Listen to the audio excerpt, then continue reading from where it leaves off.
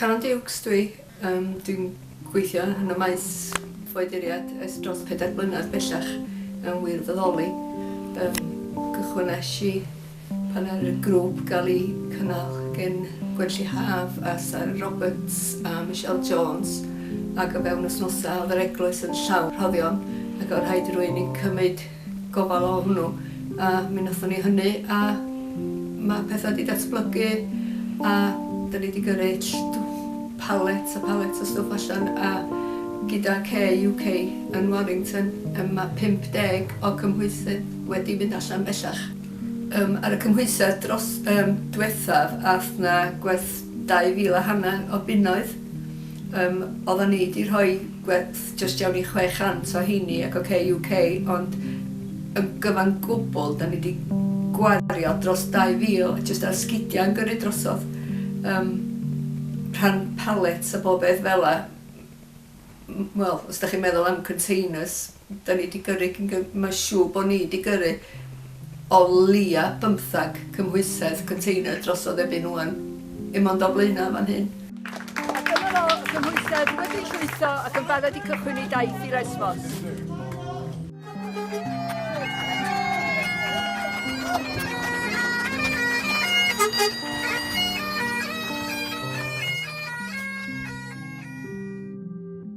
Wedi i rwy'n gweld pobl yn glanio efo babis bach yn ei breichio a dim byd ond y dillad maen nhw'n sefyll i fyny yn nhw. Maen nhw'n lyb, maen nhw'n oer. A na i byth anghofio rhyw hogan fach 11 yn lyb ac yn oer eisiau dillad. Ac maen nhw'n oedd y plant o bob man. Oedd yr dillad, oedd ni'n rymage yn y bocs yn trio ffeindio ddi yn llawer i fawr iddi. Ac o'n gwrthod rhoi nhw ac oedd ni'n trio dweud. Mae di'n gynnas, mae di'n sych, ond mae plant yn plant bob man ac o hi isio rhywbeth oedd yn addas. A dyna sy'n gyrru ni ydy gyrru rhoddion drosodd sy'n addas a maen nhw isio defnyddio. Mae pawb angen rhoddion efo yn Saesneg, da ni'n deud with dignity, aid with dignity. Ond na rwy'n jyst i ffonio a dweud, mae gennau gegin festival ti isio? Ac yn meddwl, oce. So oedd o'n i weld ac o'na gegin cyfa efo sink a pethau coginio a lle gorau hwnnw'n fynd oedd cael ei. So oedden ni penderfynu, so waith ni fynd â fo a gathon ni sacha cysgu a pob peth yma ni wedyn a gath Elen Rici a fi drosodd. Un siwrna yn aros yn y co, sef mynd gyda fan Mwys Piws draw i Calais dros benwythnos gyda llond y cefn o ddillad a bwydydd a rhoddion addas ar gyfer y bobl sydd yn byw yn y fforest tu allan Calais ac ar y strydoedd mwyn eu cefnogi nhw oherwydd bod yr heddlu ar yr adeg honno yn casglu yr holl roddion o ganddyn nhw a'i difrodi nhw.